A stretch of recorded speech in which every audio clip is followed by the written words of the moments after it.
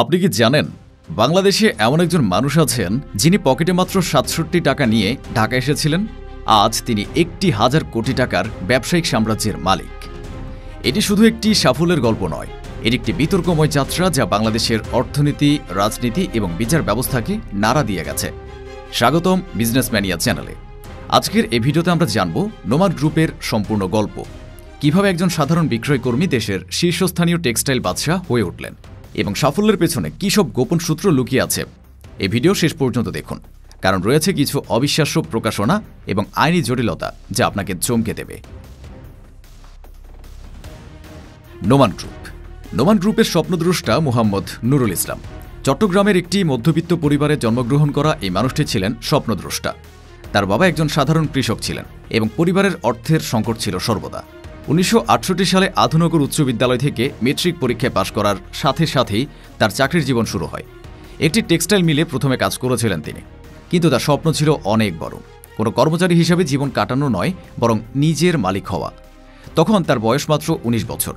মাত্র কয়েক মাসে তিনি ৩টি চাকরি বদলে দিলেন। হঠাৎ একদিন একটি সাহসী সিদ্ধান্ত নিলেন, চাকরি ছেড়ে দিয়ে নিজের ব্যবসা করবেন। পরিবার এটা শুনে অবাক হয়ে গেল, কিন্তু নুরুল ইসলামের মনে ছিল দৃঢ় অঙ্গীকার।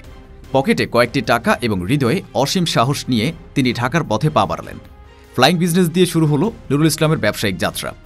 ঢাকার ইসলামপুরে কাপড়ের বাজারে গিয়ে সরাসরি ফ্যাক্টরি থেকে কাপড় কিনে তিনি বিক্রি করতে লাগলেন। দিনের এক অংশে তিনি থাকতেন টঙ্গী তেজগাঁওয়ের বিসিক এলাকায়, মিল মালিকদের সঙ্গে দেখা করা, বাজারের অবস্থা বোঝা, কোন সুতার চাহিদা বেশি এসব জানার জন্য। অন্য অংশে ছুটে যেতেন ইসলামপুর বা নারায়ণগঞ্জে, যেখানে পাইকাররা তার অপেক্ষায় থাকত। রোদ, বৃষ্টি, ক্লান্তি কিছুই তাকে থামাতে পারেনি। প্রথম মাসে তার আয় ছিল মাত্র ৫ থেকে ১০,০০০ টাকা, যা সেই সময়ে নতুন একজন ব্যবসায়ীর জন্য ভালোই ছিল। ধীরে ধীরে তিনি বুঝতে পারলেন বাজারে টিকে থাকতে হলে শুধু কাপড় বিক্রি নয়, বরং কাঁচামাল সরবরাহের দিকেও নজর দিতে হবে। তাই মিলগুলোর সোল এজেন্ট হিসেবে কাজ শুরু করলেন। সুতা সরবরাহ বাড়ালেন, বিদেশ থেকে ডাইস, কেমিক্যাল, নাইলন ও পলিস্টার সুতা আমদানি করে বাজারজাত করলেন। এভাবেই একটি পুরো দশক কেটে গেল, আর তিনি হয়ে উঠলেন বাজারে পরিচিত ও বিশ্বাসযোগ্য সরবরাহকারী। ১৯৮১ সাল ছিল তার জীবনের মাইলফলক। অগ্রণী ব্যাংক থেকে লোন নিয়ে টঙ্গীর বিসিক এলাকায় একটি ওয়াপ নিটিং মেশিন কিনে শুরু করলেন আর্টেক্স নামের ছোট কারখানা, মাত্র ২২ জন শ্রমিক নিয়ে।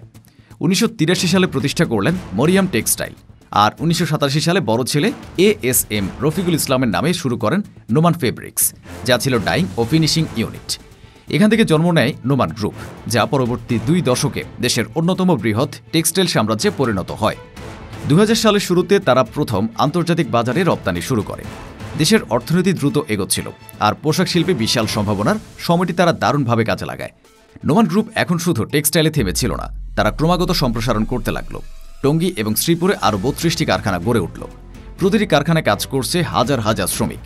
শুধু টঙ্গীতে তাদের কারখানায় কাজ করছে ৮০,০০০-এর বেশি মানুষ। টেক্সটাইল শুধুই ছিল শুরু। রিয়েল এস্টেট, শেয়ার বাজার, ব্যাংকিং সব কিছুতে তারা বিনিয়োগ করতে লাগল।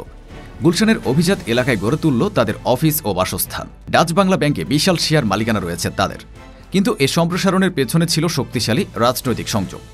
ক্ষমতাশীল রাজনীতিবিদ, আমলা এবং ব্যবসায়ীদের সাথে ঘনিষ্ঠ সম্পর্ক গড়ে তুলেছিল নুরুল ইসলাম।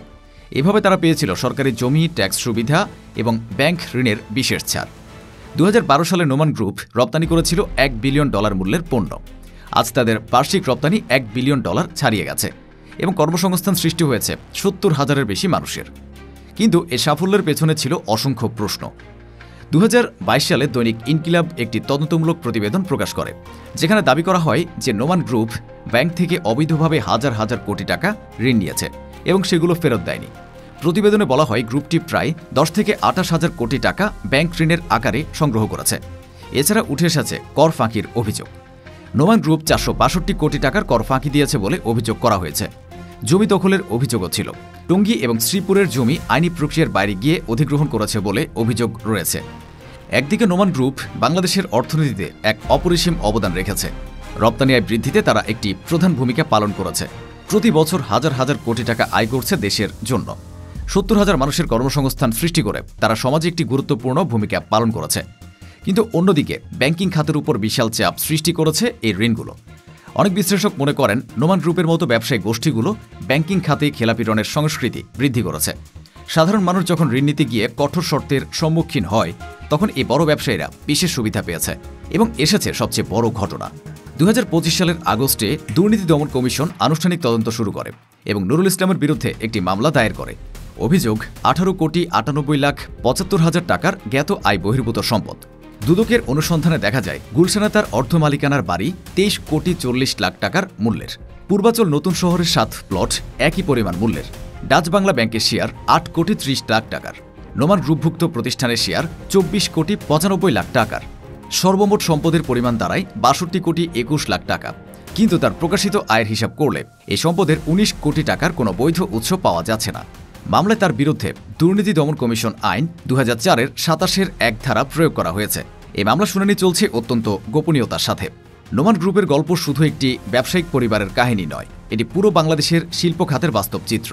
দেশের কিছু বড় ব্যবসায়িক গোষ্ঠী যেমন শিল্পের বিকাশ ঘটিয়েছে, ঠিক তেমনি তারা ক্ষমতার কাছে পৌঁছে বিশেষ সুবিধা অর্জন করে নানা বিতর্ক তৈরি করেছে।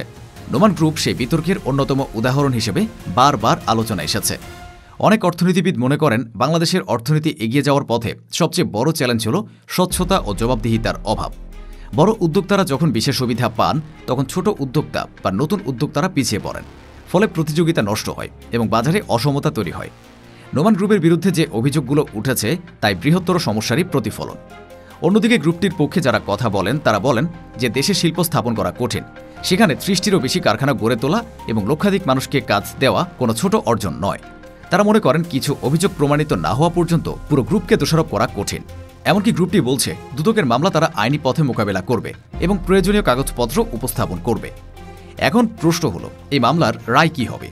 নুরুল ইসলাম কি তার সম্পদের বৈধ উৎস দেখাতে পারবেন, নাকি মামলা বাংলাদেশের ব্যবসা রাজনীতি জগতের একটি বড় মোড় ঘুরিয়ে দেবে? প্রিয় দর্শক, এই ভিডিওটি পছন্দ হয়ে থাকলে লাইক এবং কমেন্ট করুন। বাংলাদেশের আরও এমন সব গল্প জানার জন্য বিজনেস ম্যানিয়া চ্যানেল সাবস্ক্রাইব করুন এবং নোটিফিকেশন বেল চালু করুন।